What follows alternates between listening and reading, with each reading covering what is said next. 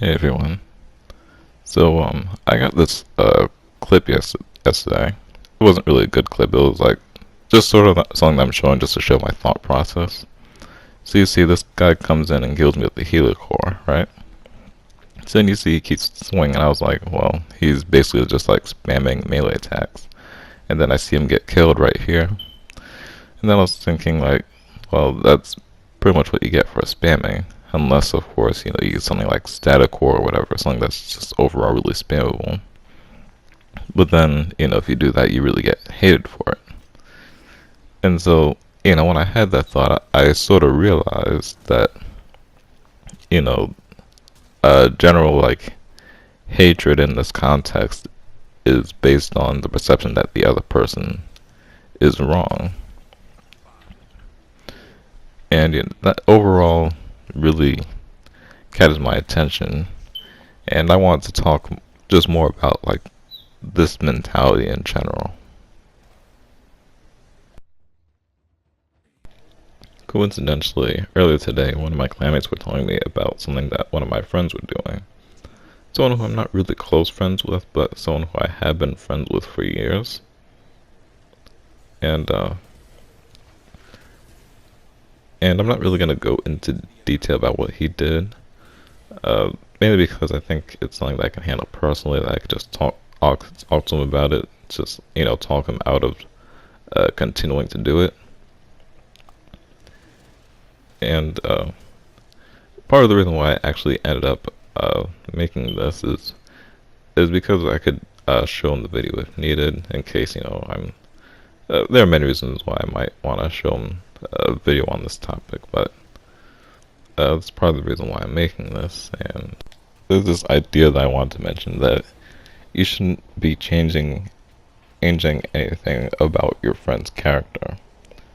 This is something that I think is often more used for more romantic relationships, but it is something that I very often hear for friendships as well. And in a lot of cases, it is reasonable. Like, you don't want to be changing someone's hobbies, for example. But if someone is having like bad behavior in any sort of way, I do think that it is part of sort of what friends are for, I guess, to try to correct that if it's practical for you, of course. There are of course different kinds of friendships and stuff, so like I don't want to ignore like these sorts of differences, but I think that's an idea that most people would agree with. So like if you ended up making a habit of bullying, for example, you'd probably want someone to bring that up to you if you don't realize it yourself, to really just get you out of it. I know these seem like rogue thoughts, but I think they're getting somewhere. If not, hopefully you enjoy my ramblings anyway, I guess. But a few months ago, I listened to a lecture from Cosmic Skeptic. I don't think it was on his channel, but it was a lecture he was doing somewhere. And it was essentially just about bad ideas. Specifically, like things that people believe for like any considerable amount of time. And I'm not gonna like summarize the whole thing because it's an hour-long lecture which I saw months ago. But he pretty much concluded with the idea that bad ideas shouldn't be criticized any more than good ideas, because anyone who believes these things for a considerable amount of time has to believe that they're actually true. And the thing that's notable about that is that anyone's susceptible to believing this stuff. And what really seems to be the case is that actually the smartest one is the more susceptible they are to it. So,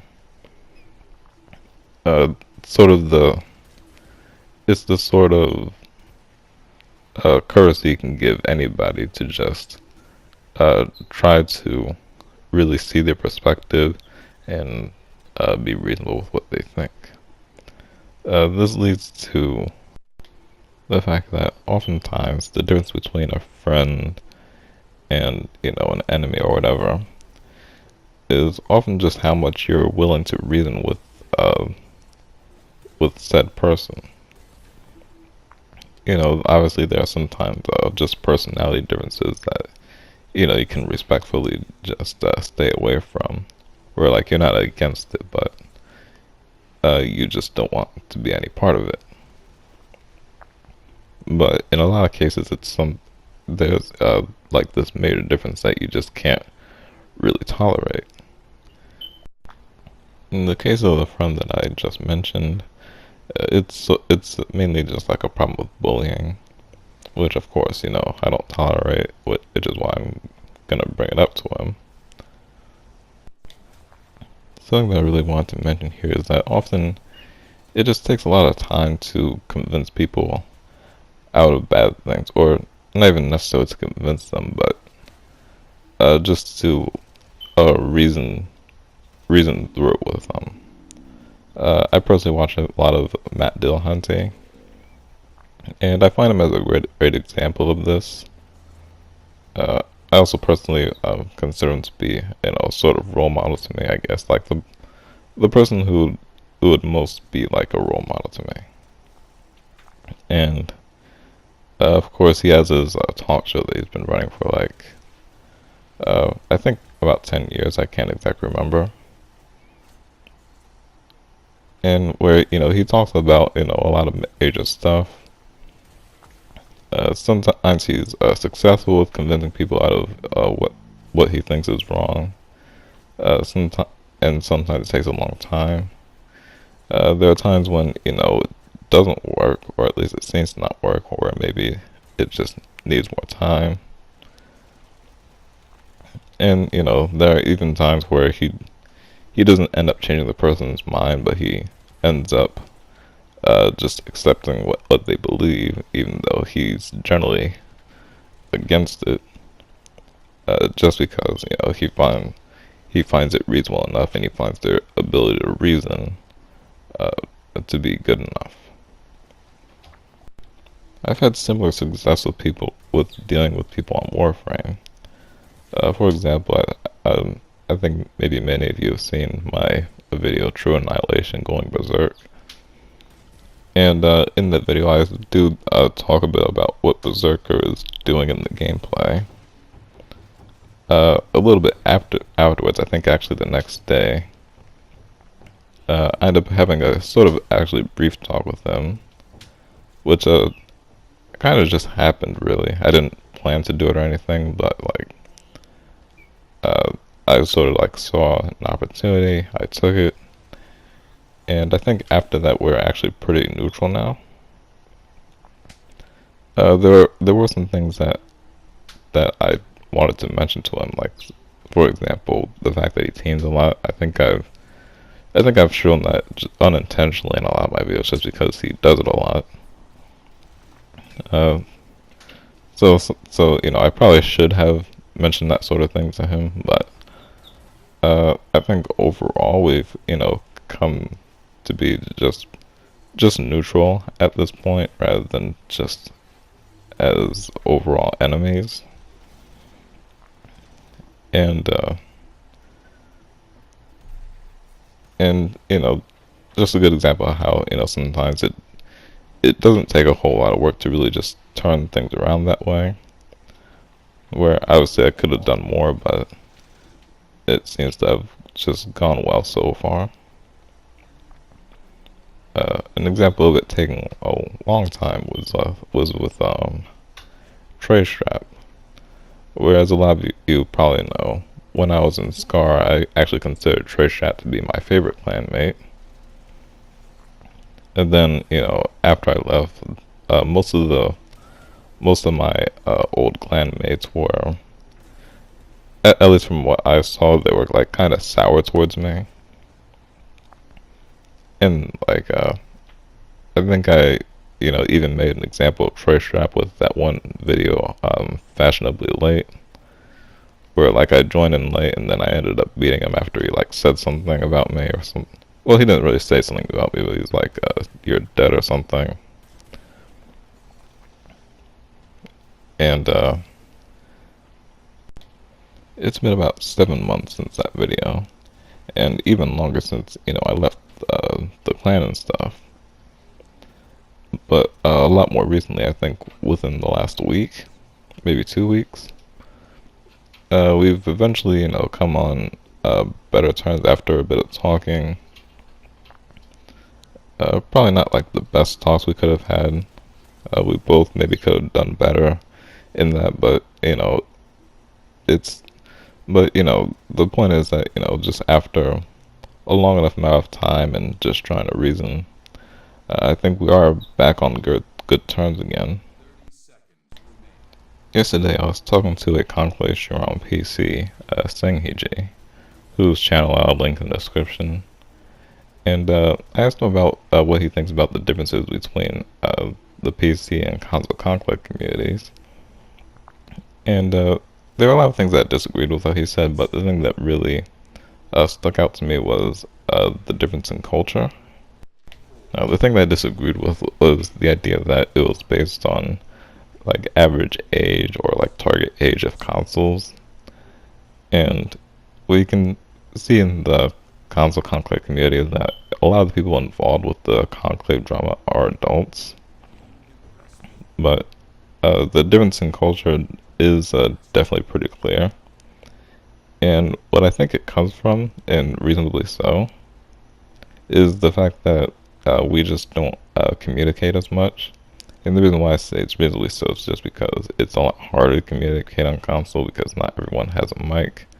Not everyone wants to join. Like, PC has, such easy text chat, whereas PS4 has to either have really long and drawn out voice chat.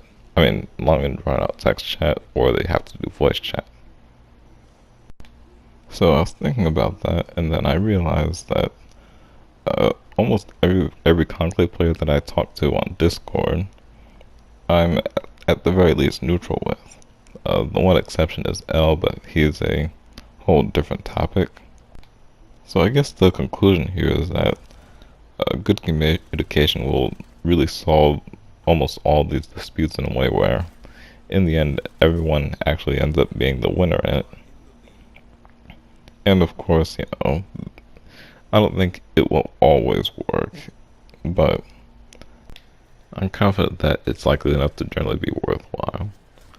I know this was sort of a ramble about something that's seemingly basic, but obviously it's not something that, it's something that people either don't think about a lot or they just don't really act on a lot because, if more people were trying to be reasonable about stuff in Conclave and, related stuff in general, it would be pretty clear that, they were making efforts towards that, and I think we would already be seeing that sort of improvement.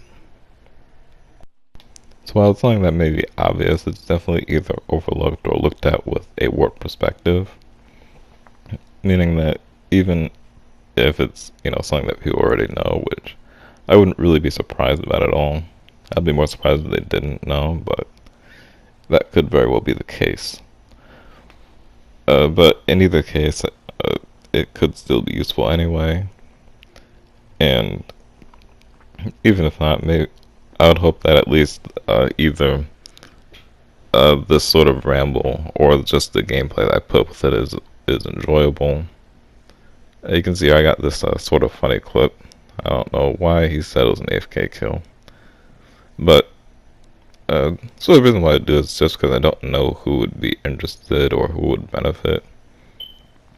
I don't personally know of anybody who's who would be interested in conversations about the natures of friendships, and so I sort of just make videos about them, hoping to see who's enjoying them. And so that's pretty much all for now. And like I said, I hope you enjoyed.